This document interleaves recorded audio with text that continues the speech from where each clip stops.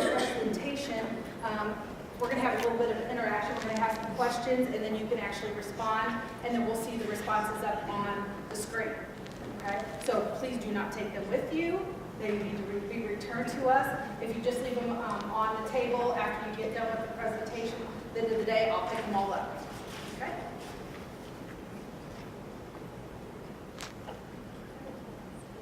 Welcome to our ALPS presentation on loss of MFT funds at the state level and its effects on our infrastructure. I'd like to introduce our gifted team that comes from the central office, District 1, and Chicago, downtown. Over here is Russ, Jamie, Gerardo, Greg, and Mark. And I guess myself.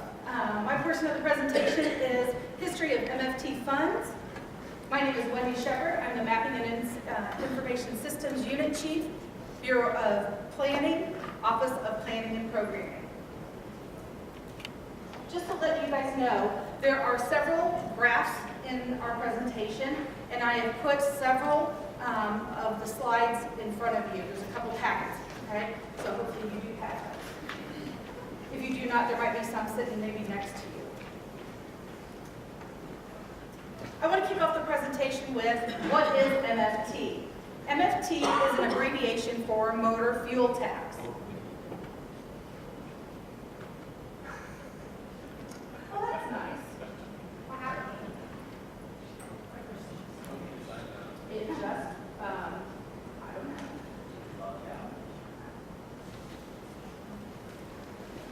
Let's see if it'll still let us go here. Motor fuel tax. What is MFT, motor fuel tax? If you've ever heard of fuel tax, gasoline tax, petroleum tax, or fuel duty, that is what MFT is. It is a tax that is imposed on the sale of fuel. Well, what types of fuels are taxed? Motor fuel tax, or motor fuel, home heating oil, kerosene, and aviation fuel are taxed. When we are talking about motor fuel, we're talking about gasoline and diesel. Well, why do we care about MFT? Well, this is how DOT and our local governments get funding to repair and maintain our infrastructure. So with your polling pads in front of you, I'd like you to answer what state that you think implemented the first gas tax. A, Pennsylvania, B, Oregon, C, California, D, Virginia. Okay, hopefully everybody's in. So it's pretty tight with Pennsylvania and California. It was actually Oregon. Oregon was the first state to implement the first gas tax in 1919. It was 1 cent per gallon. Illinois implemented their gas tax in 1927, and the federal government implemented it 5 years after that, and it was over a few cents. Do you know how gas tax is collected? Is it by the distributor level, or bulk distributor, IRS, or Department of Transportation?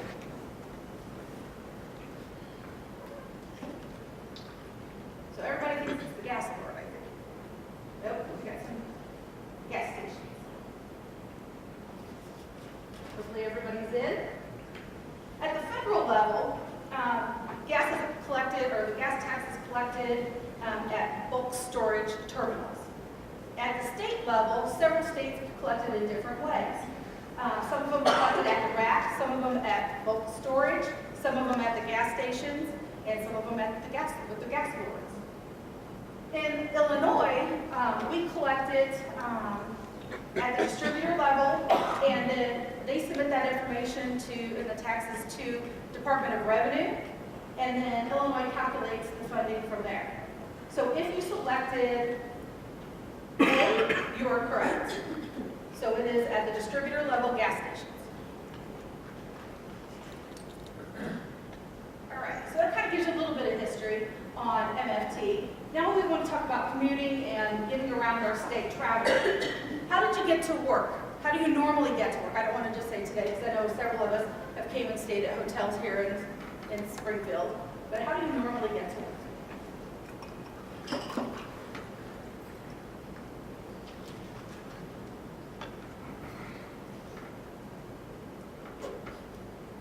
Just to kind of give you a little bit of information, in the United States, 143 million drivers age 16 and older commute every day. That's about 45% of the population is on the move constantly at one time. So not a surprise that the majority of us drive. To kind of give you a little bit more statistics, in the United States, driving, 86% of the commuters drive to work every day. That is approximately 86% of the commuters.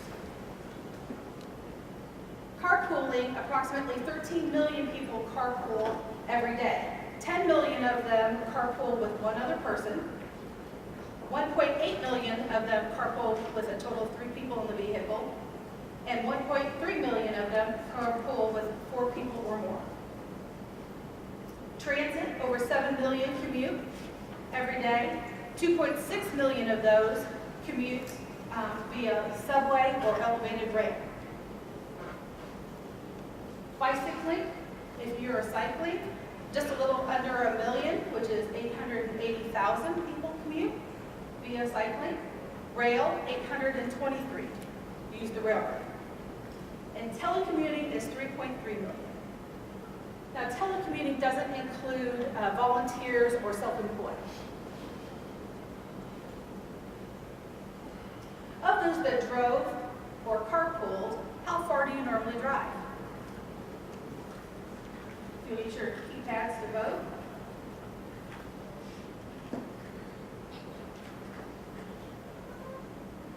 It's a good mix.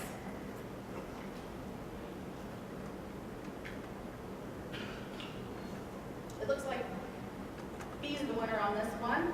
More than 5 miles, but less than or equal to 15. Just to give you some information, let's see if this goes through. There we go. The average commuter in the United States travels 25.4 minutes every day, one direction. So they're almost on the road almost an hour every day.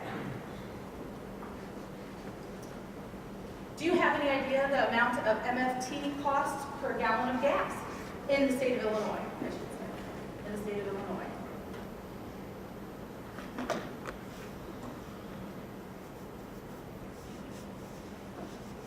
Everybody's voted? All right, a little fact, diesel fuel has an additional 2.5 cents per gallon that is applied to diesel for motor fuel tax, and that differential goes directly to the construction fund.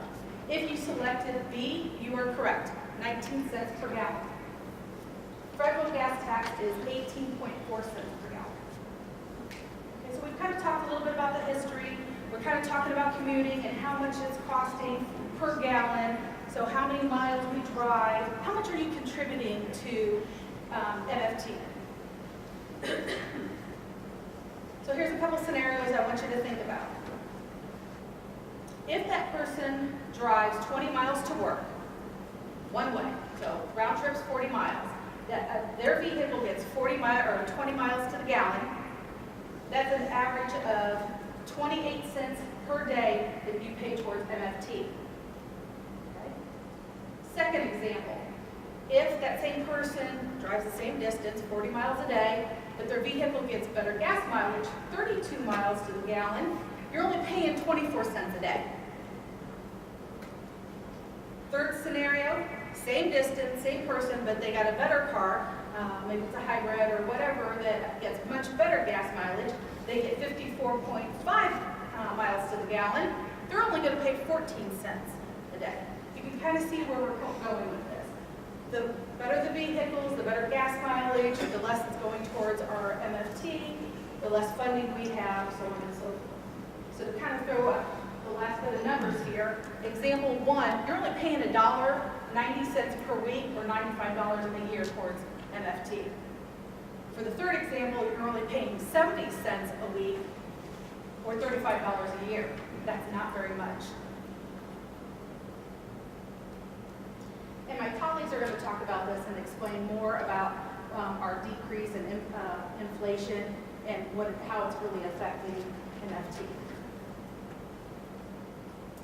Our problem statement, I put it up here for you to read, but to really summarize it, motor fuel tax has not been adjusted since 1990. Our infrastructure is aging, costs are going up. We are going to kind of demonstrate why things are not increasing, our costs are increasing, but we're not getting enough funding. Then we're also going to show the potential for funding mechanisms.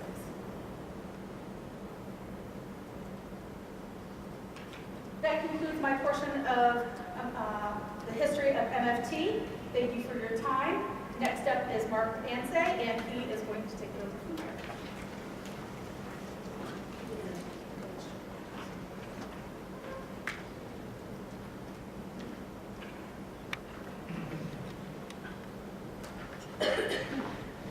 Hello everyone, my name is Mark Anse, and today I will be discussing where motor fuel funds are distributed, price indexes, and the current state of the Illinois road system. All of the graphs in this portion of the presentation are included in the handouts.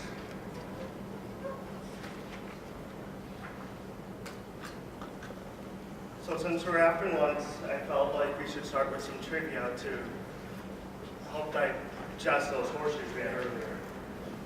Which state has the highest gas tax? Illinois, Pennsylvania, Washington, New York, or South Dakota? Yeah, a lot of people are choosing New York.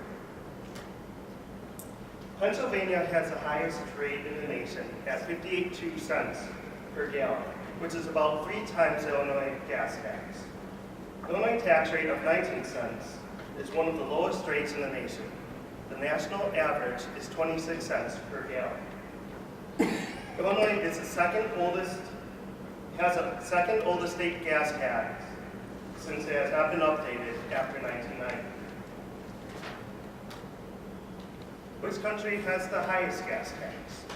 United Kingdom, United States, Italy, Netherlands, or Germany? See, a lot of people know their trivia. The answer is Netherlands has the highest gas tax rate out of these countries at $4.63 per gallon, or $1.63 per gallon above today's U.S. gas prices. Imagine how much our infrastructure can be improved if the United States invests even a fraction of what other countries are investing. Reduced congestion, better quality roads, easier vehicle maintenance as there are less potholes and poor pavements, economic growth as the construction jobs would be created. So where does the money go? The 19 cents from gasoline and 2.5 additional cents from diesel are collected by the motor fuel tax, or MFT. The average driver only pays $17.50 per month in gas tax. So if you drive to Chicago, you'd be spending more in parking in that little stall than for the miles of road that you travel. The 2.5 cents from diesel fuel is transferred to the construction account fund. Administration costs, refunds, vehicle inspection fund, and IFTA payments to other states are budgeted first. $420,000 per month is allocated to the Boating Act Fund. $3.5 million per month is distributed to the Grade Crossing Fund for railroad crossing bridges. The remaining MFT balance is split 45% to state projects and 55% to local roads projects. The local roads portion is then divided between various municipalities, counties, and townships. The state portion is split between the construction account for ongoing projects and the road fund. So what does all this mean? Our MFT not only goes to our state and federal roadways, but also to our local communities to improve the entire road system.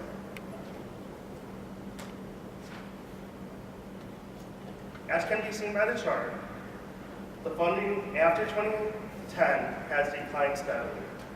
This reduces construction industry growth because increased deferred maintenance for our bridges and roadways.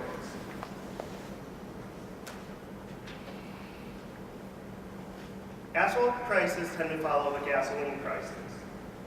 As fuel prices increase, the operating cost for construction equipment increases, as that's how they are powered. The material cost for asphalt also increases as material costs and binder increases. Asphalt and concrete prices are anticipated to increase in the future lettings due to increased oil prices and shortages in local aggregate supplies in 2019 and 2020.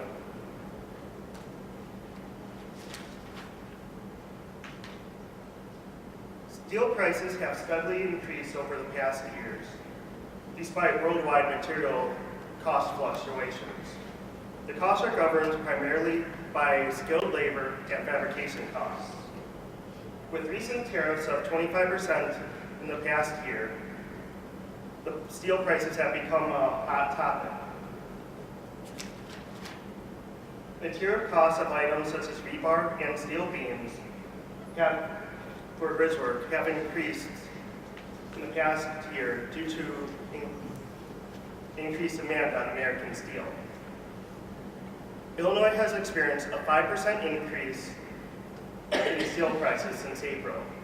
This will heavily impact the cost of structure projects in the near future.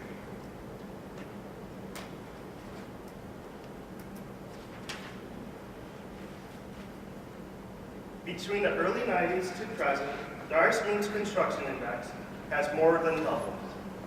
On average, the construction cost index has increased 3% per year in the past 20 years. So as an agency, we are facing the impossible task of trying to provide the same level of service with increasing cost and reduced funding.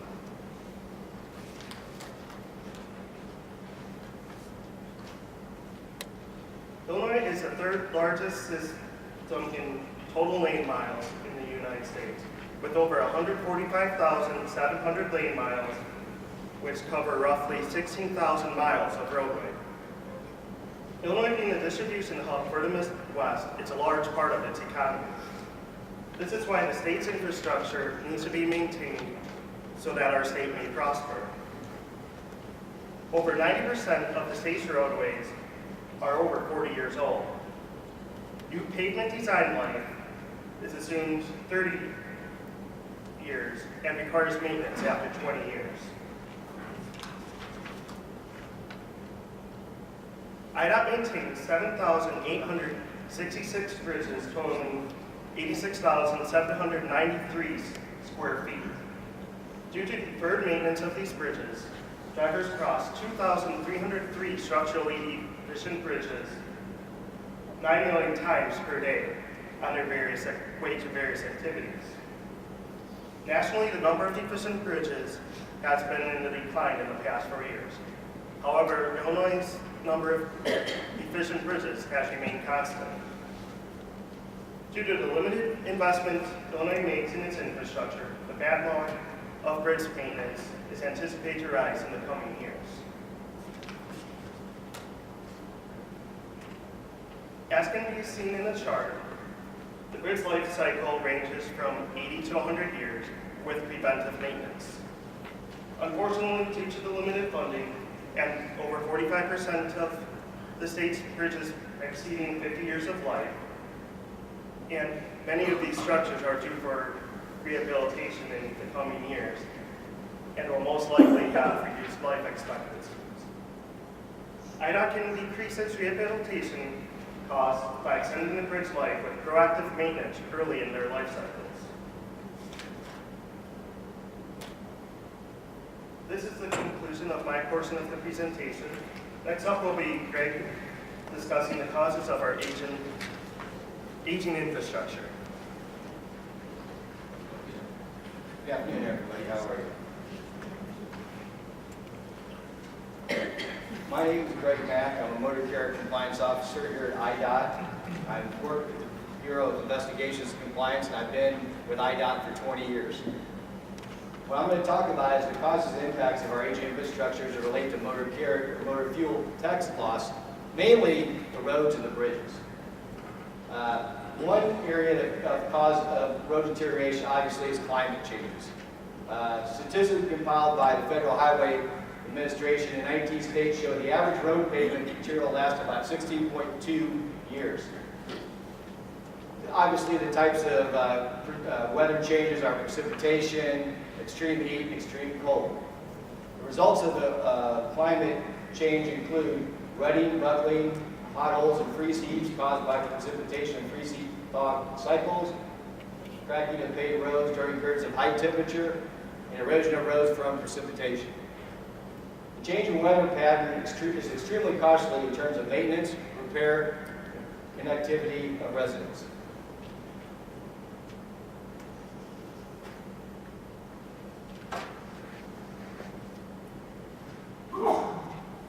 The next area I want to talk about is freight transportation within our state. Obviously, freight transportation is a cause of deterioration within our roads. One area I want to address specifically is the intermodal freight terminal located in Elwood, Illinois. Elwood, Illinois, I'm not sure if everybody is familiar with that. It's about 35 miles south of Chicago. It's the largest inland port for intermodal freight in the country. It's also the busiest intermodal port in the country also. On average, the traffic counts through Elwood daily is 8,000 trucks. On average, the amount of freight that's hauled out of there on any given year, but what I use is 2015, was 16.3 million containers in 1 year, which is a huge amount of freight running in and out. Obviously, the amount of the total tonnage of rail freight has increased versus that of truck freight over the last 10 years. Obviously, due to the factor of the cost of running on rails, there is no cost for fuel. Obviously, there is no cost for maintenance of the vehicles. Another issue I want to present is overweight inspections on roadsides. In Illinois, in 2017, there were 17,179 roadside inspections conducted by Illinois State Police Troopers or Illinois Department of Transportation Motor Carrier Compliance Officers. Of that number, 4,323 had overweight violations of greater than 2,000 pounds. Imagine that on our road. So 25% of the total inspections done were for overweight. This does not include other trucks that are coming across the scales where they do not receive citations, which are less than 2,000. That number is not included. And also the number that is pulled over by local municipalities, mainly around the cities of Chicago. They also have the ability to pull the trucks over too and weigh them, and then they keep that revenue. Okay. Another area is the number of increase of trucking companies over the last 5 years. The number of Illinois carriers requesting U.S. DOT numbers, which is the number you use to get across interstate lines, also within Illinois. That number has, since 2015, there have been 2,858 companies have applied for that number between this the second half of 2017 and the first half of 2018. So on average, there are 3 trucks per company. So therefore, that's an additional 8,575 trucks on our road daily. This increase with the number of vehicles in relationship to the tonnage of freight causes increased mileage, which in turn causes additional stress to our roads. Another area is in mobility, specifically road congestion.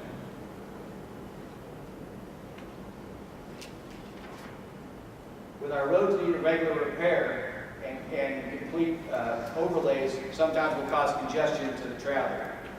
Federal Highway Administration stated that bottlenecks account for 40% of traffic congestion, which includes regular road maintenance and then also accidents. With this congestion comes lost productivity for workers, businesses, and even freight companies, as most freight companies now are operating, carriers are operating on time-sensitive needs for their product. Obviously, the congestion is on the increase in the northeast portion of the state, obviously the Chicago and the metropolitan area. Therefore, more fuel-efficient cars and trucks are now being built, which decreases the amount of the fuel purchased, thus decreasing the amount of the motor fuel tax collected. Other areas is a safety-based issue on the road infrastructure. The all-way traffic accidents have been reduced from 19,688 in 2005 to 12,672 in 2014. So obviously, the number has decreased proportionally over the last 9 years. However, another question I would like to ask is how many of those crashes can be avoided by increasing the monies going toward our infrastructure improvements? Another area is the surface wear and structural damage to our roads, which can cause safety concerns. These can include asphalt rutting, foundation deformation, cracking of bituminous materials, and bonding layer issues on top of our existing roads. There are 3 different types of maintenance that are normally done on our roads. These are proactive, preservation, and minor major maintenance treatments versus a total reconstruction of the road.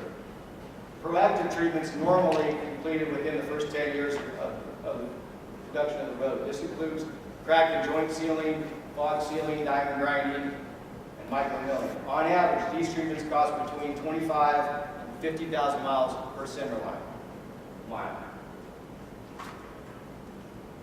The second form is a preservation treatment, which is normally completed between the years 10 and 20 of the road, usually applied to pavements in fairly good condition. This includes patching, surface maintenance at the right time overlays, which stands for SMART, I'm sure some of you heard that, and various other surface treatments. On average, these treatments cost between $300,000 to $1.6 million per centerline mile. Third area is a minor major rehabilitation, which usually occurs when prior to maintenance treatments no longer can be used to repair the roadways. These include structural overlays, concrete overlays, and asphalt resurfacing. These typically cost between $600,000 to $2.2 million per centerline mile. And lastly, reconstruction, which is normally the last resort.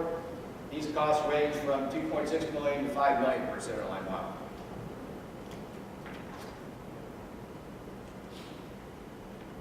A question, obviously, and a thought to ponder, since motor fuel tax hasn't been increased since 1990, will preventive actions taken now help avoid future accidents? There's also an economic issue to the deterioration too. As Northeast Illinois is the most populated area, the average vehicle maintenance cost based on the aging roadways alone is $627 per year. This in turn causes an economic issue as there's less money to spend on other goods.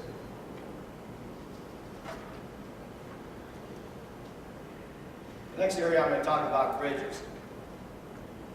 I put this slide in here because this is really important, as I'm sure all of you have heard within the last week or two, our own Secretary Blankenhorn has been talking about bridges and the impact of the aging bridges we have within Illinois. I thought this was the best one to show for that specific issue. And I'm sure everybody remembers the bridge collapse in Minneapolis a few years ago due to structural issues. This is just a simple picture, but you can see the damage that this was done.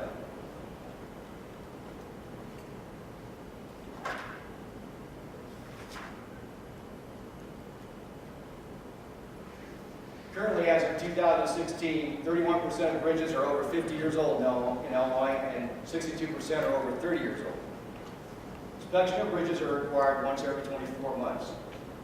The cause of the bridge deterioration includes structural corrosion, rebar corrosion, delamination of deck pavement, vertical cracking, and concrete deterioration.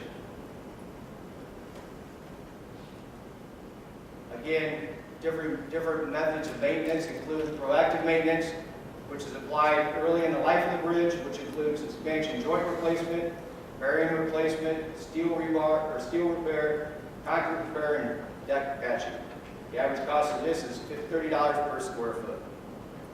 Preservation maintenance, which is low-cost treatment while in good condition, includes deck sealing, concrete substructure sealing, and painting, as I'm sure many of you have seen the painting. The average cost per square foot is $35 to $50. And then the major rehabilitation includes a deck replacement, substructure replacement, or substructure rehabilitation. The average cost per square foot is between $185 and $233 a square foot. Total bridge reconstruction typically ranges between $300 to $375 per square foot. With deferred maintenance, this has reduced the life expectancy of bridges and increased the cost, which increases burden on funding. Lastly, dealing with new technology as far as to conduct bridge inspections. We are now seeing in the process the use of drones when it comes to bridge inspections, which takes the human factor out of that, which is probably better as far as safety.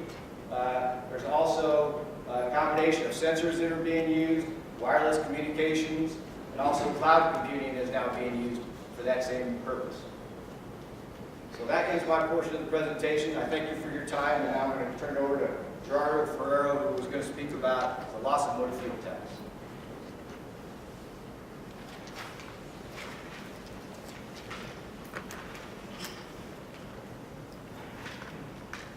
Good afternoon, everybody. My name is Gerardo Fierro, District 1, Hillbrook Road.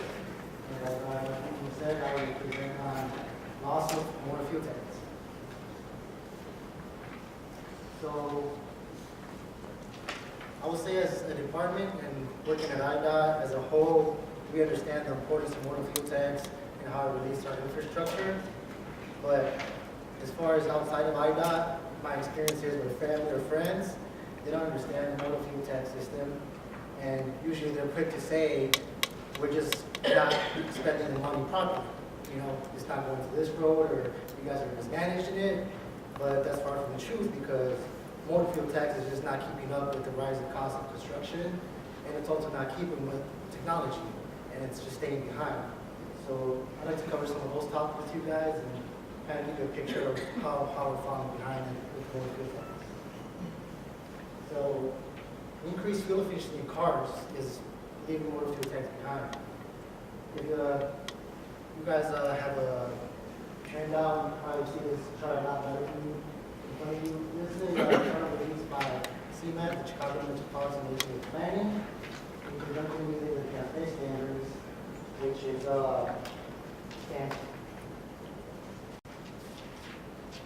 stands for the Corporate Average Fuel Economy Standards, which is a U.S. federal fuel efficiency standards, which was released in 1975 in response to an oil embargo. But I mean, now we're not in that situation, but now it continues due to more climate effects, environmental concerns, and not having so much of dependency on oil.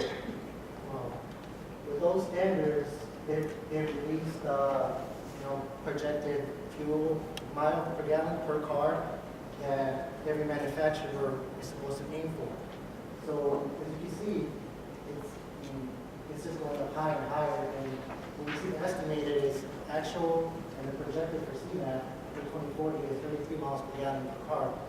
So with more fuel efficient cars on the road, there's less and less money for the motor fuel tax.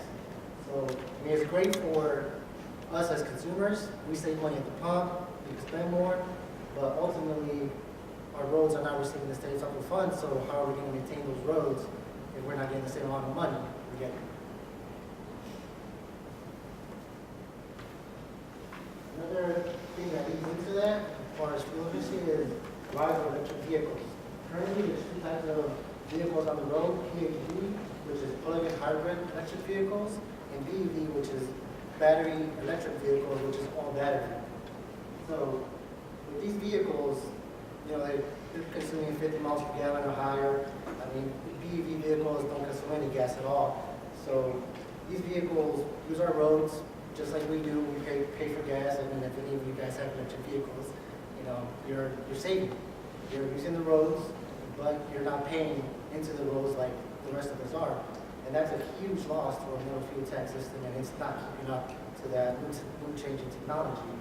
So if you look at the chart here, which is U.S. plug-in cells by make and model per year at 2012 to 2018, and you can see it's an increasing chart.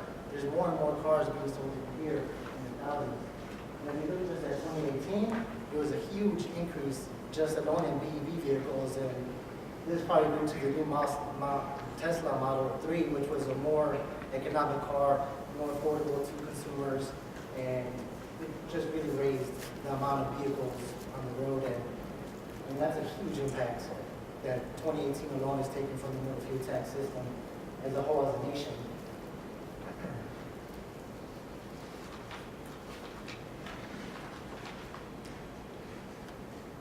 Same thing here is kind of just goes into more detail per month, and then just compares a couple of years, 2016 to 2018. And then look just at March itself. You know, there's been an increase in 47% of electric vehicles on the road, and it doesn't seem like it's on the decrease either. And last night I was kind of going over some data, and they released a new chart, and it's actually higher in September now. It's just increasing as time goes on, and it doesn't seem like it's slowing down. It's, consumers want this. We're just not keeping up with it either at the federal level or at the state level as far as how to come up with the difference of those losses from motor fuel tax. And, like my group members had pointed before, one of the biggest impacts of motor fuel tax is just inflation. Kind of type here is supposed to be 1990, but back in 1990, it was 19 cents per gallon for light truck vehicles, and for diesel, it was 21 cents per gallon. Just beginning this July 2017, it's the same thing. So with rising costs in construction, and we're charging the same thing as we did back in 1990, how are we going to keep up with that? You know, it just doesn't buy the same amount. Their buying power is weak. It hasn't been keeping up. And back in 2015, the CMAQ, estimated that Illinois' motor fuel tax revenue buy is 42% less than it did back in 1991.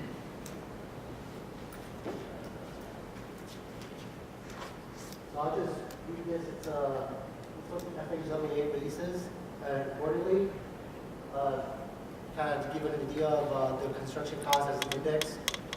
And the National Auto Construction Cost Index is a quarterly price index intended to measure the average changes in price to convert current dollar highway construction expenditure to real expenditure dollars. So, if you look at your slide, you have a chart. It goes back to 2003 to 2018, and the indices has just gone up. And just looking back at 2003 in June to March, it's gone up by 73%. Our motor fuel tax has not even increased 1% since that time. So we can't keep up with this, and we're just falling behind. Our roads are deteriorating. It's not a mismanagement of funds. It's just there's not enough funds to cover what we have to cover in today's world or moving forward. So with that, I'll conclude my section. Jamie will come up here and try to present solutions or ideas on how we could approach this as the state or state level.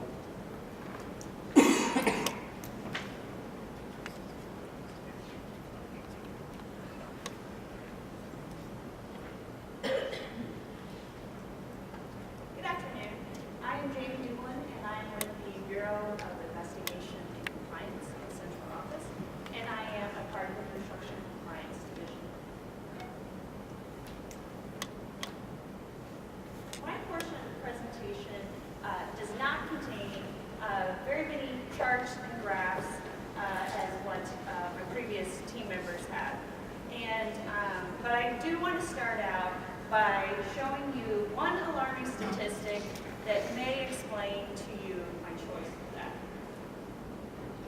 Every 4 out of 3 people struggle with math.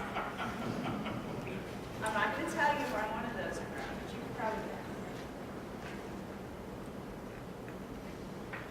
So what I'm going to talk about is alternative funds. First, we're going to look at some existing revenue sources that we currently have in the state. Then we're going to look at new potential revenue streams. And then we're going to follow up with informing how important it is to inform and educate the public when it comes to our state's transportation needs.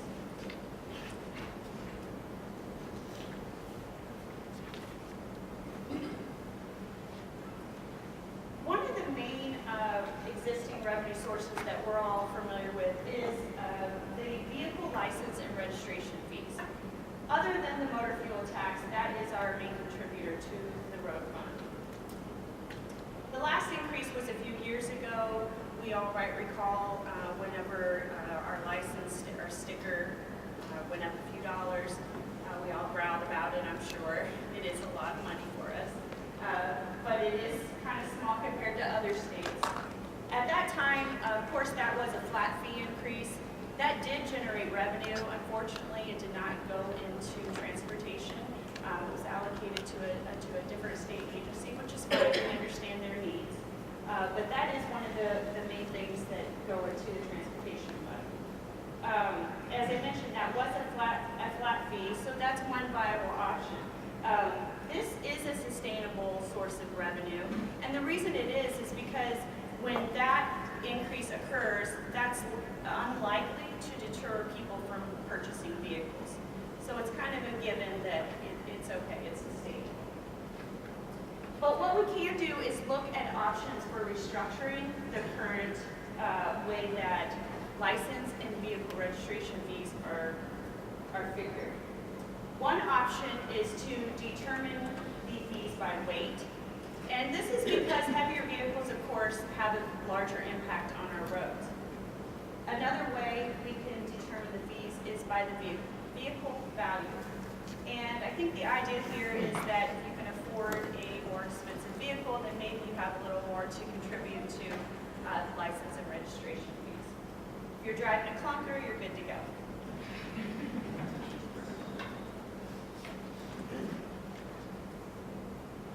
The International Fuel Tax Agreement, also known as IFTA.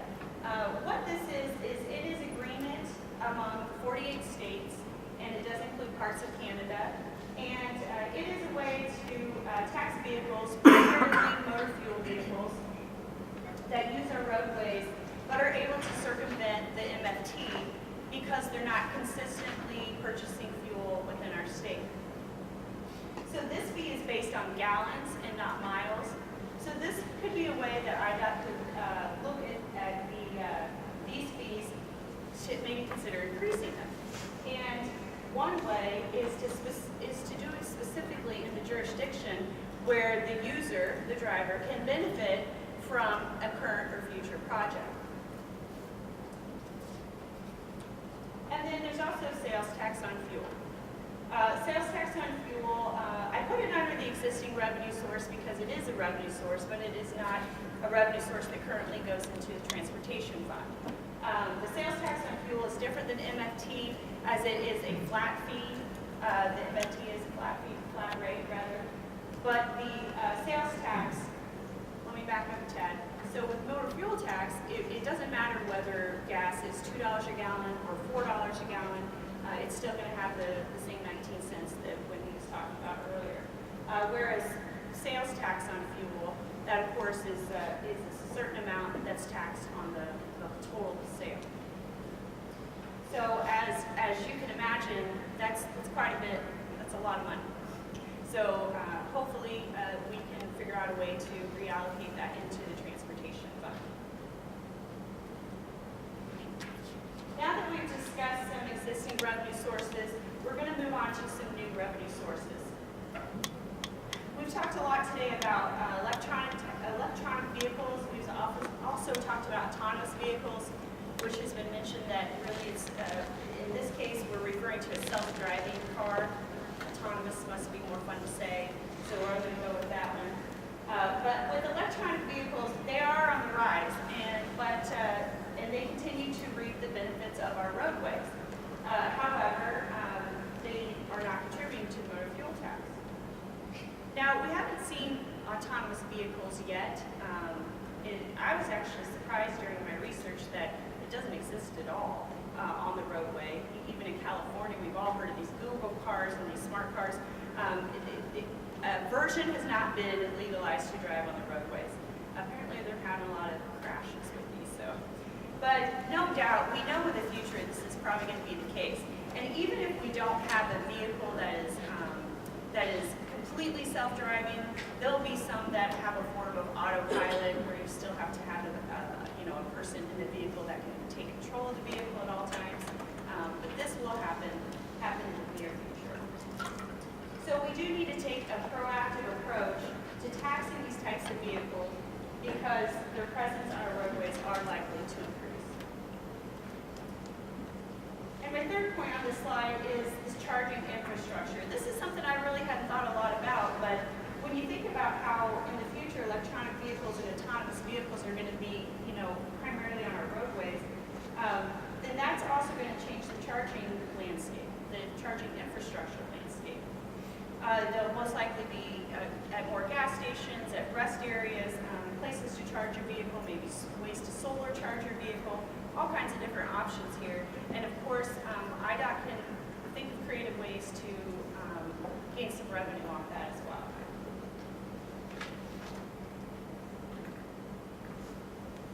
The vehicle miles traveled bill was proposed to the House in 2016, and it was not successful. Some issues that people had with that, aside from cost, of course, are privacy concerns. And this is because the proposal was basically that in order for this to be accurately pinpointed, you would have to have a GPS system in your vehicle. And of course, that raises red flags to everybody. But one benefit from that would be that if you had that GPS in your car, you would ensure that the miles that you're driving, that you're paying for, are just in Illinois. Because you think about going on vacation or road trips or visiting neighbor states, you certainly don't want to pay, for those vehicle miles driven. So that's the whole reason behind the tracking device. So if we don't go with that, another way to get the vehicle miles traveled fees is a standard flat rate. And this sounds like a good idea, but most likely it will create an unfair imbalance between the users. Most of us, like Wendy had said earlier, less than 15 miles to and from work. So that isn't, that wouldn't be very much money. But if you're doing an hour commute a day, 60 miles, that's quite a bit. So it'd be a shame for the people who barely travel to pay $450 a year, whereas opposed to the people who are on the roadways constantly.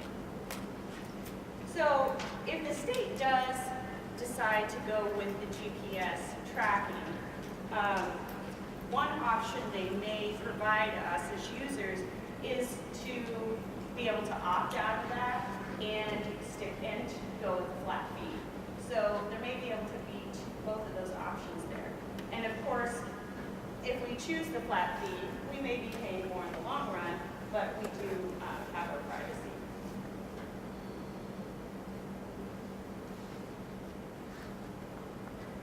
Some people would argue that legalizing marijuana for recreational use is the golden ticket to our state's financial crisis.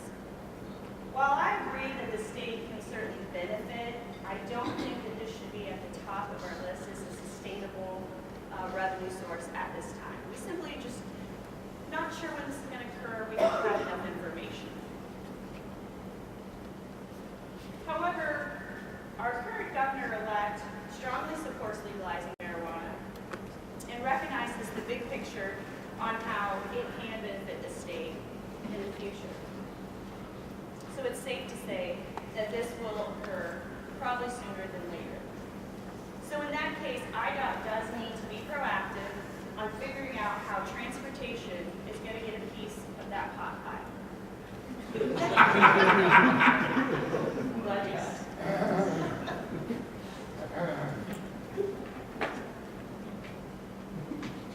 IDOT is one of the largest landowners in the state, and much of this property is with highway right-of-ways. Now, other states have been successful in making these right-of-ways desirable and profitable land. Leasing of the right-of-ways, of course, IDOT has the capability of leasing the right-of-ways to companies who are seeing the growing benefits of available solar energy. We can gain additional revenue, of course, just by simply leasing the right-of-ways. However, another option is through a purchase agreement with some of these companies. With the purchase agreement, there are really two ways that you can generate revenue, which I found in my research. One way is through a cost split agreement, and then also another way is in the partnership or the agreement. IDOT would also receive reduced electrical cost, which of course would save us money out of the road fund in general. Now, we've only scratched the surface on the research available with this initiative. I know Russ knows a ton about this, but I did want to still mention it as a viable option.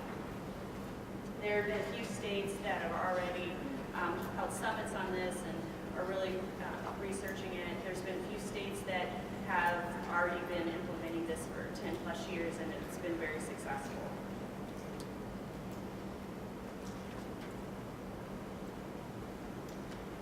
Many states have approved plans to raise additional transportation revenue, but have failed to fix underlying policy governing the spending of those funds.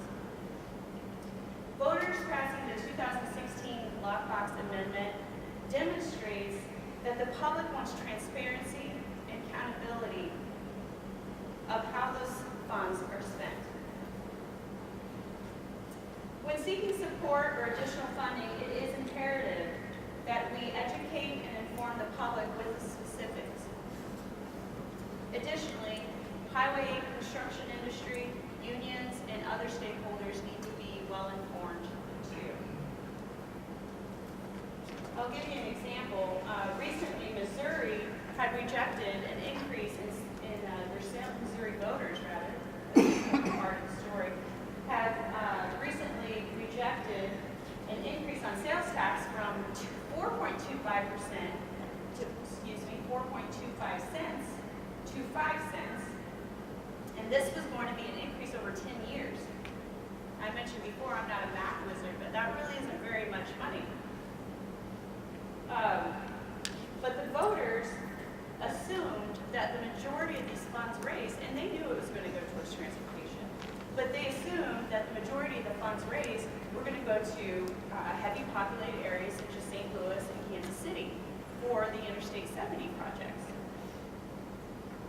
And in fact, these were going to go towards several projects throughout the state, and even in rural areas. There were much needed rural projects that needed attention, and they were set to be on the plan for this as well. But the public was not educated thoroughly enough on the specifics of this proposal, which resulted in a negative outcome at the polls. And finally, I want to talk about user contribution to infrastructure versus benefits. As a user, we contribute very little to what we're provided in return. The average user contributes less than $30 a month. $30. Now, I know Wendy had spoke earlier about how much we spend on gas, depending on the miles that we drive. But this also includes the license and registration fee. But altogether, as a user of our roadways, we're spending less than $30 a month towards the roadways. This is significantly less than any other public service that we're providing, such as water and electricity. And most of us don't even think twice about paying $200 for a cell phone bill. And we think about it, but we still do it anyways, because it's a priority. These are the roads that we use daily. The roads we get to take back and forth from work, the ones that we use to take our family on a road trip or a vacation. And currently these are the same roads that are delivering all of our online shopping so we can avoid the crowds at Christmas shopping. And to me, that is worth more than $30 a month to not have to go to the mall. But we can no longer take this for granted. As an organization and citizens and users, we must make infrastructure a priority. That concludes my portion. I'm going to turn it over to Russ.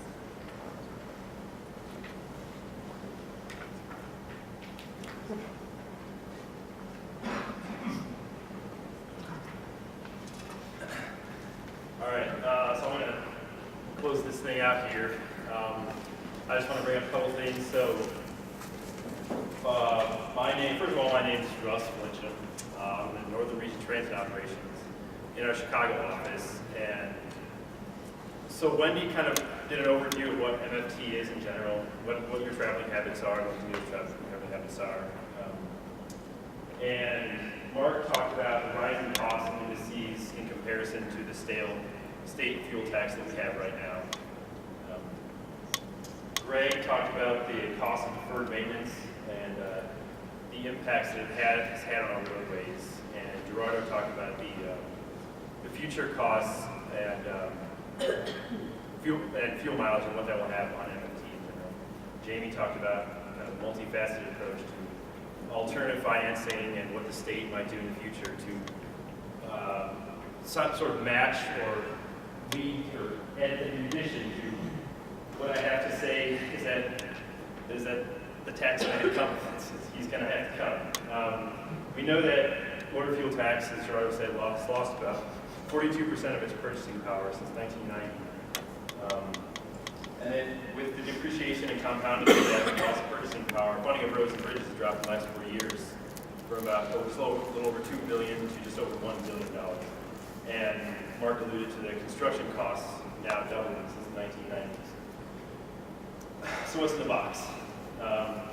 31 states since 2012 have actually adopted ballot measures or funding initiatives to raise additional transportation revenue. And since federal revenue, either for public transit or roadway construction, FHW, has been rather block grants and not really increasing, state funding and legislative policy is more important than ever right now in the state of Illinois.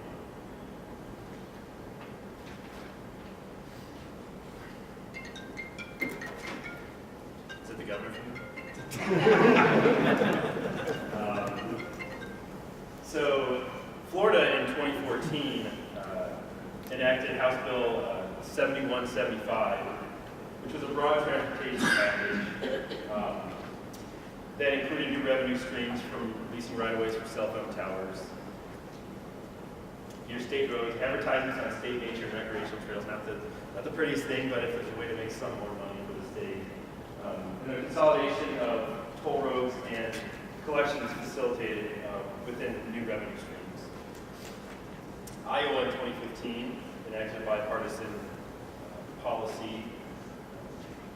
28 state senators voted for it, 21 against, 16 Democrats and 12 Republicans in the state Senate voted for this bipartisan legislature that was shepherded through from Republican Governor Terry Branstad.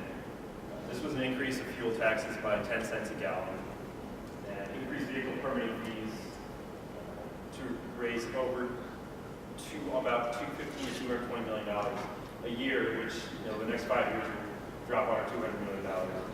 And this was a months-long commission actually that the governor had initiated. Bipartisan approach, and he queried county boards, different advocacy or lobbying groups, and infrastructure companies, and the taxpaying public as well. And that was their agreement to come upon 10 cents a gallon and going to the state senate. Our neighbor to the east, Indiana, enacted in 2017 also a 10 cents per gallon increase and would index those rates to inflation, but it limited all the increases to 1 cent per gallon per year. So there was a $15 registration surcharge on large trucks as well, and a $150 fee on what Jamie was talking about, the electric vehicles, and a $50 fee on hybrids. It also repealed the restriction on the tolling toll roads and directed the DOT to seek a waiver from our overlord, US DOT, to allow tolling on interstate highways. So that was a general estimated of somewhere $800 to $900 million a year designated for state and local road projects.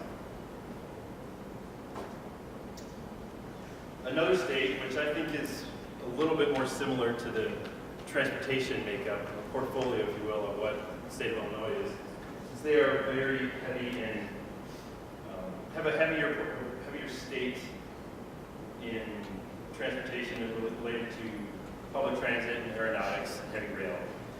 There was a gas tax that's tied to inflation, but it could be no more than 3% per year. And that 3% gas sales tax will be phased in over a period of 3 years. In essence. Something else that's interesting is the MTA, which is their large public transit body that's run at the state level. Those fares will be indexed to inflation. So I don't know if anybody's in the Chicagoland area here. Every time there's a Metro or CTA price increase, there's a lot of meetings, a lot of public outcry about why our fee rates are being increased. But if you index it to inflation, as the MTA decided to do, the outcry, I don't think it'd be much clearer as to why the fares would be increasing as they do. And this has raised and will continue to raise over $4 billion a year over the 6-year lifespan of this bill.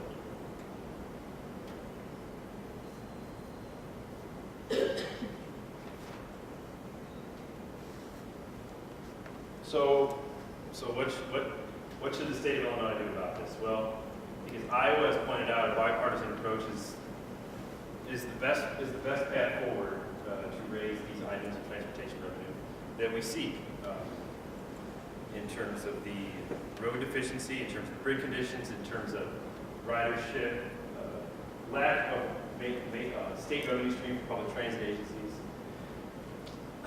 And this year, in 2018, there were 9 other states that had ballot initiatives, transportation ballot initiatives, on their voting referendum. Colorado had a large $3.5 billion bond issuance for transportation projects. The state of Florida increased sales tax for dedicated road projects from, I think it was 5 cents to 6 cents of sales tax throughout the state.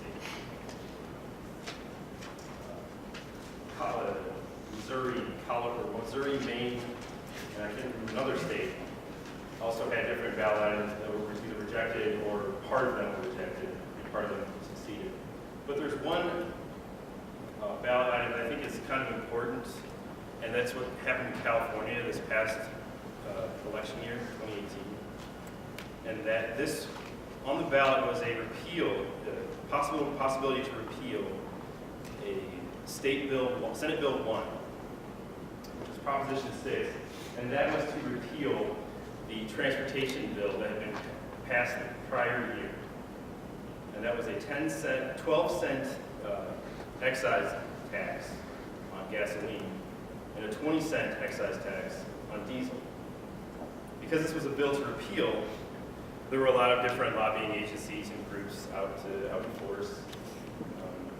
The transportation agencies were trying to advocate as much as possible not to try to repeal, but they didn't have really the funding to try to educate the public as much as possible. However, what's fascinating about this is that the repeal did not go through. So the voting population, voted 55 to 45% to keep the tax increases intact. Now I'm trying to think, what does that mean? That means we're willing to pay a little bit more. We've already been paying, we'll continue to pay, because we realize these are important infrastructure projects for our economy, for our livelihoods, and for the population of Denver. And we're willing to pay more for it.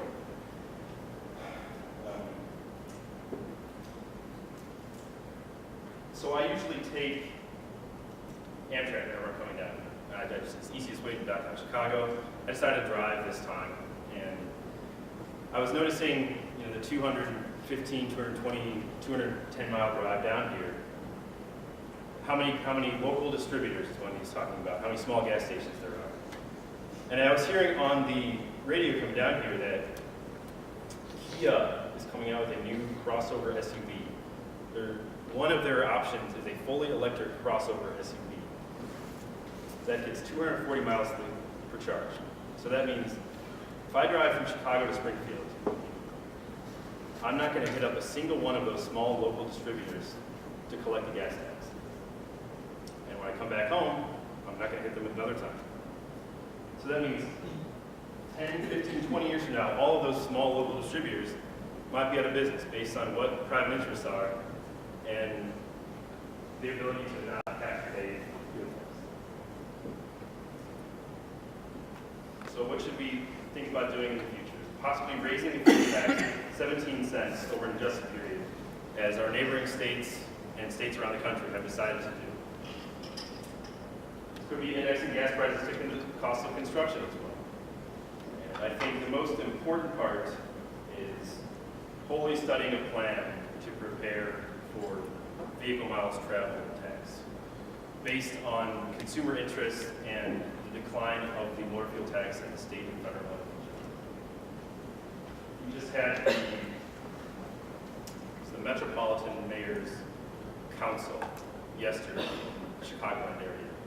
And it was represented about 200 communities, and Mayor Emanuel was there in Chicago, and he was calling for a 20 to 30 cent increase is what is required for the state to continue and for the funding of a proper capital. Those are some of the thoughts I'd like to leave you with.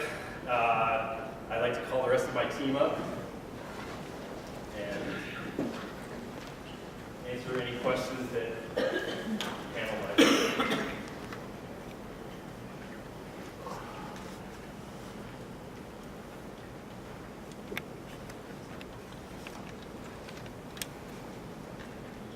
Are there any questions from the panel? Yes. Where are you resting?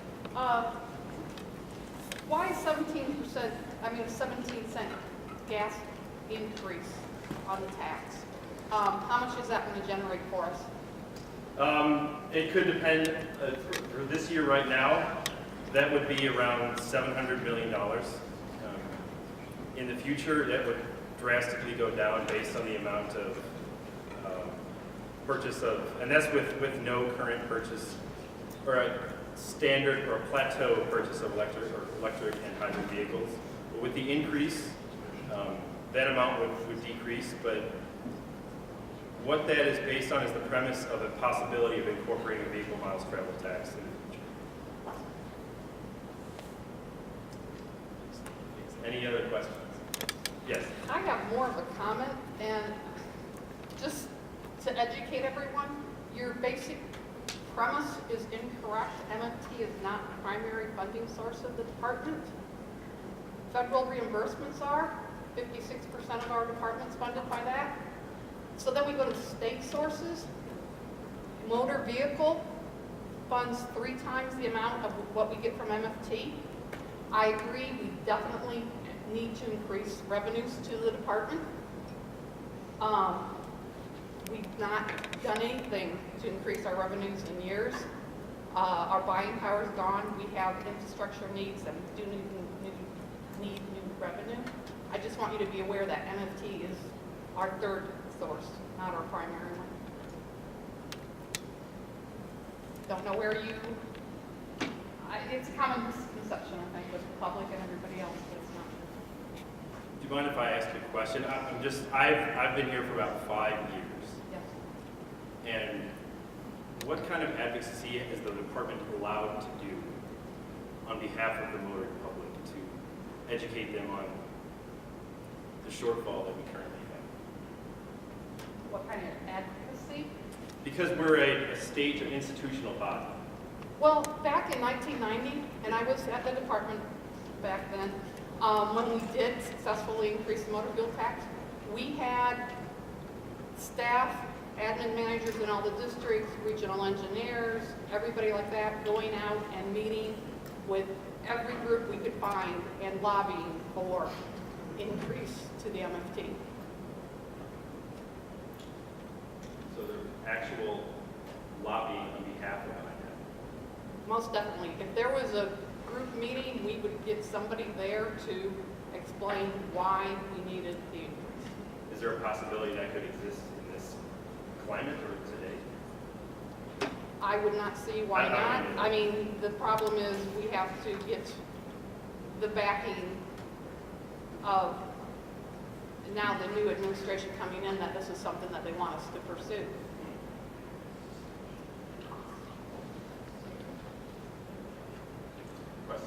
Yeah, hi. Great job, everyone. This is the topic near and dear to my heart. I'm Holly Asta, I'm the Bureau Chief of Planning, and in our long-range transportation plan, which was just released, this topic is discussed ad nauseum, along with possible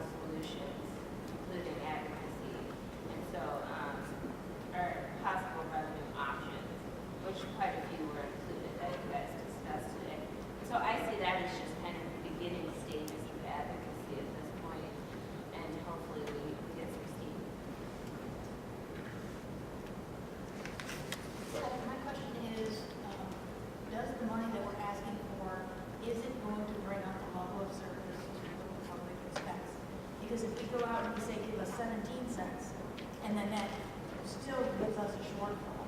So have we went and looked at what do we really need in order to get our bridges and payments, what that number is? So we're asking for that because we lose credibility as we keep going back and saying, no, it's 17 cents. And then 2 years later, it's still not there. Oh, wait, it's another 5 cents, and it's another that. So you lose people to buy in and thinking that you're actually fixing the problem. Are we sure, with the 17 cents, that we've gone back and we've looked to figure out what we need to get our roads and bridges to that level of expectation for our targets? So the question is the 17 cents that we're asking for, at what point will we do some Kind of the public the buy-in. public buy-in as we keep changing the number? And the tricky part is, as the longer you go, a set number isn't necessarily the most sustainable solution, because over time our buying power does reduce due to inflation, markets change. So like our gas prices fluctuate over time, and that's a huge portion of our construction cost. So one of the things that the department has to look into as long-term solution is, how do we create a system that's able to adjust over time so that we're not locked in like we were back in the 90s, and then inflation and increasing market costs make our funding source outdated. I'm going to follow up. And based on that, are you saying that you're better off to go by percentage increase than to actually go by miles or something like that? Because when you go by miles, then you're not going to see that increase with time. Back and forth to work the same distance. So you're looking at something more that has a percentage increase with time. So the question is, looking for miles versus percentage increase, and how it relates to the funding source. And no matter which way we determine our funding structure, it has to have a mechanism in place to adjust over time for prices going up. And that's up to policy. Was there one that you guys liked better than like any of the other ones that you guys thought as a group would be collectively like good ones? So with his questions, he's just asking which solution is a better way to increase the motor fuel tax. I think the flat fee, it's great if you would apply it, but I think the best way is to apply the actual construction cost indices as it moves on. That way the motor fuel tax portion is keeping up with the construction cost. I mean, it'll probably be a little more complicated as far as math goes, how to apply it going forward, but in a simple sense, if the motor fuel tax is keeping up with the construction cost index, we have a better shot on the projects that are missing. So if the FHWA, I think I saw their last figures, it was vehicle miles traveled has been increasing on the national level for the past three to 4 years. And so if we want to try to garner a tax increase on what I consider kind of diminishing marginal returns from the motor fuel tax, or do we want to go from an increasing amount or a stable to an increasing amount of vehicle miles traveled, that might be the better solution. That's my opinion. Any more questions? I would like, Joanne, did you have an opinion on what Laura was asking about the percentage versus the 17 cents? Sorry, could you repeat that for me? I'm asking a few questions. The first one was over percentage, or how do you know that the 17 cents? Oh, the flat fee versus a percentage, because if we're going to, and plus with more bridges coming in and deterioration, we're actually going to have a bigger cost now, but it might actually, it's going to fluctuate to our needs. So I guess my question was, do you have the flat fee, or do you do with a percentage base increase with time? Okay, I have a section in my office that actually does revenue projections, et cetera, and that's solely what they focused on. Scott Wilhelm from your class actually is part of that. Probably what we actually need is, at this point, MFT, a flat jump, but I would like to see future increases tied to inflation so we don't have to keep coming back every whatever, and it needs to be more than every 25 years. But, you know, if we would say is a flat tax at this amount, but tied future to inflationary costs, and I'm not saying necessarily at the exact rate of inflation, but I got a question on that. So, is that a flat fee for like a gallon of gasoline bought?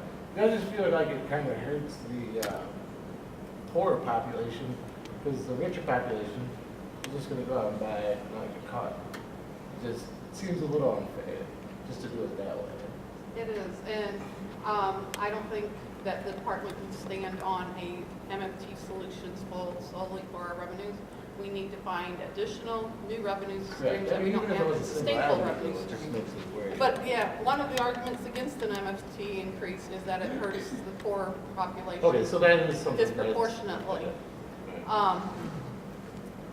They mentioned changing the vehicle registrations to be a value-based, because if you can afford the more expensive car, you can surely afford the more.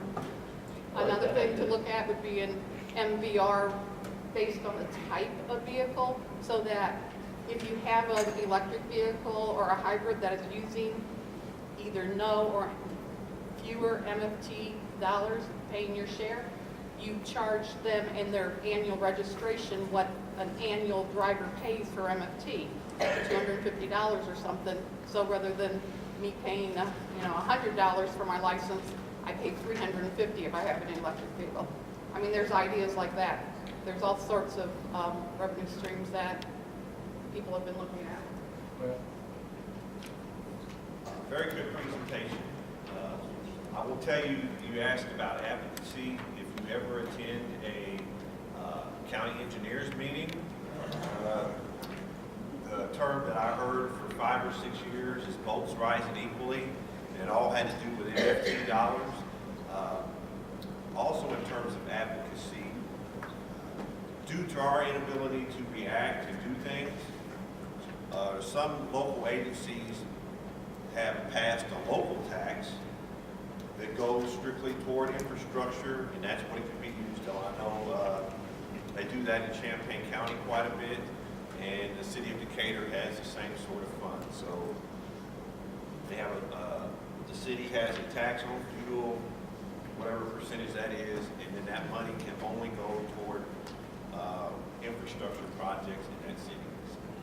Not a question, but more of a, just to let you know you're on track with